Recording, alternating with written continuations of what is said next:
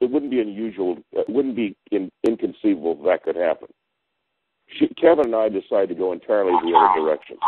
We want the supply of water to be unlimited to the population of the world. And that's because it makes sense for the people to judge their own amount of ingestion of highly energized water. And so I think our decision was absolutely correct. We were very fortunate to come up with the idea of being able to send it because we don't have to bottle it. But I can tell you this, if this water was bottled and sold on the shelves, I believe it would knock every other water product right off the shelf because it's so much more powerful. Why in the world would you want to buy zilch water?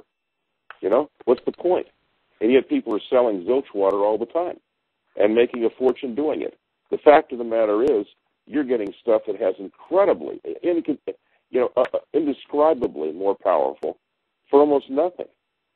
So we decided to do that because we wanted to make sure that people got the most use possible without inhibition. And I think we're doing a pretty good job of it. Kevin? Yeah, that sounds about right. Another question, if you don't mind. Kevin, try this one, please. Yes, Kevin, how you doing? Yes, go ahead, please. Okay. One concern that I had in trying to,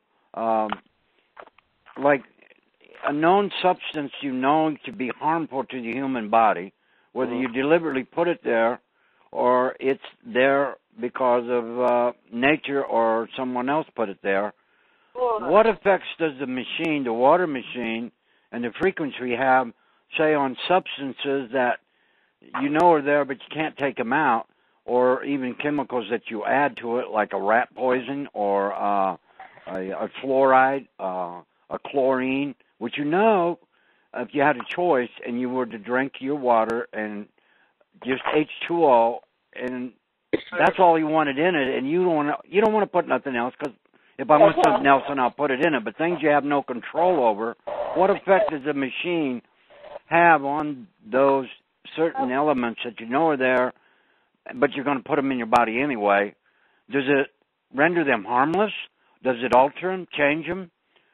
Or does it raise your frequency level up to the point where you override any damaging effect because of those drugs and chemicals that are in our environment? Well, let's just put it this way. I looked at the cleaning supplies and how it would literally scrub the dirt off the, I was cleaning the air conditioner and I get all the soot from the city. You know, we have a Con Ed plant down here and who knows how many chemicals are in there. But you clean the stuff and it went right off, and I'm like, this is crazy. And I've done some enemas with the water, and I could use half a quart of water, and I get a much more profound reaction than I ever got with colonics. And so it is, it's probably internally scrubbing the body on a level you've never seen before.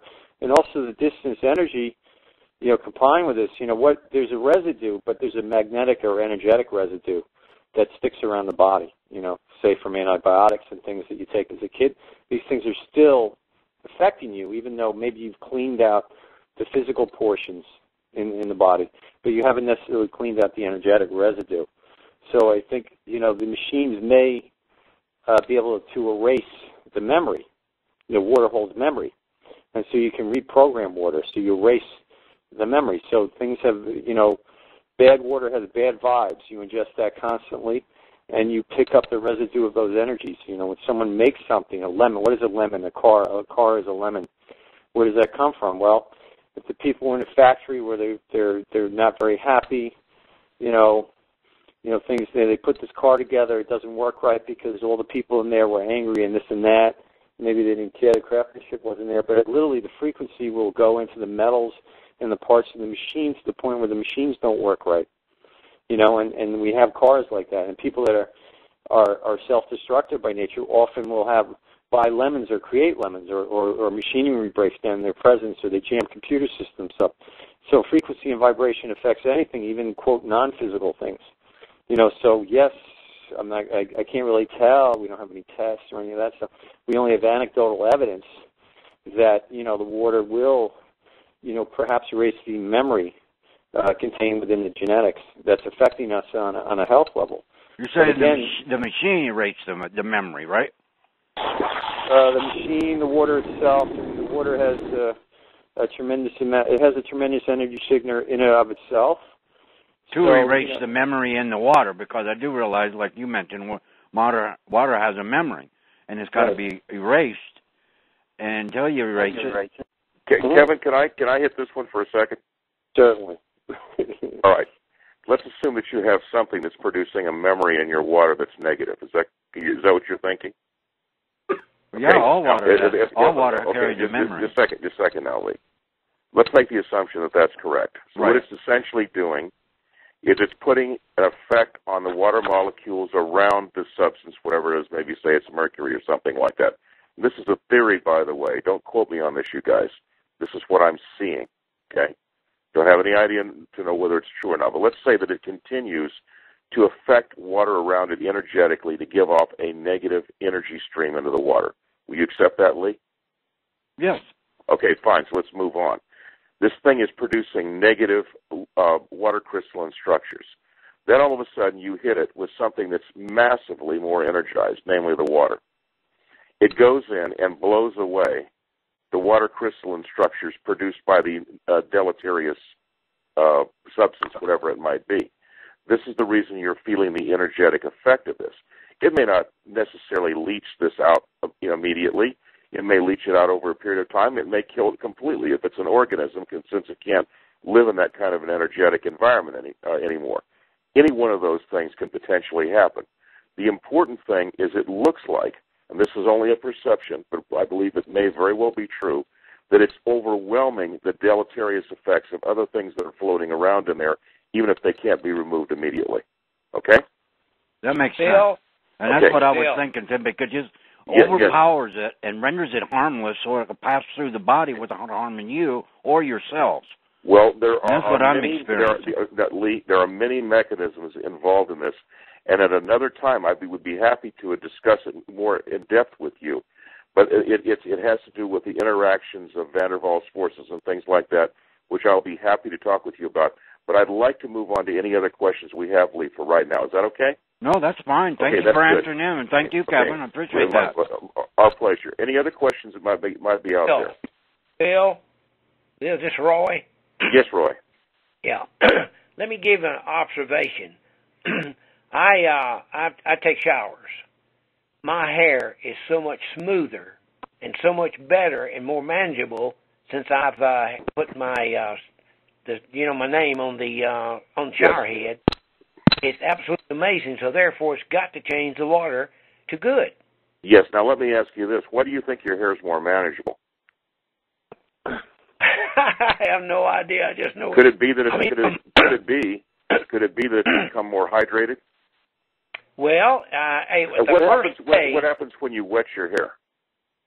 My hair becomes like soft and silky. Okay, and so what you're telling me is that your hair is acting like it's being wetted more. Yes. Okay, I agree with that. And I think it's because it's being hydrated to a much higher level than it was before. The water is penetrating the hair follicles and actually hydrating them more. Yeah. Every saloon, every beauty salon should have this service.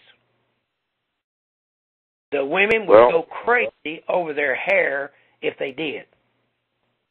That's actually a tremendous observation. If you ever want to talk to any beauty salons, we'll assist you. Well, I'm going to do one Friday. Oh. Well, we would be very happy to produce technical assistance in that regard. Good deal. I appreciate that. My pleasure. Any other questions out there? Or comments even? My car's getting better fuel mileage. Kevin, what do you think of that? I heard that the other day from a friend of mine. About 20%. So, I think Roy's got fairly decent credibility. Yeah. Yeah, I'd like to hear what'd you do to your car, Roy. I'd like to hear that. Put my name on the fuel line. That's it. I did on both my cars. Oh man. They start better, they run better, and they get better fuel mileage. What'd you do? A mileage test on it by measuring the water or measuring the gas? I do mileage tests. I've been doing mileage tests for 50